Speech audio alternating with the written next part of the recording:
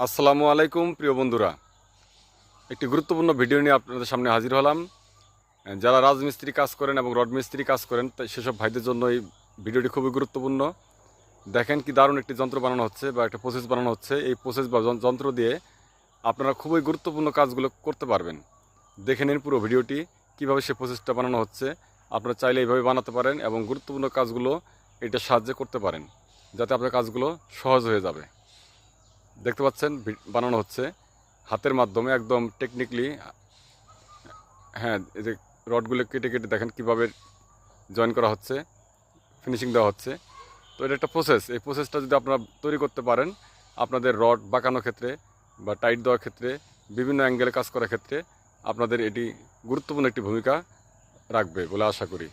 তো আপনারা অবশ্যই ভিডিওটি দেখেছেন। যাদের ভালো লাগবে অবশ্যই কমেন্টস করবেন। যাদের প্রয়োজন হবে তারা তৈরি করে নেবেন।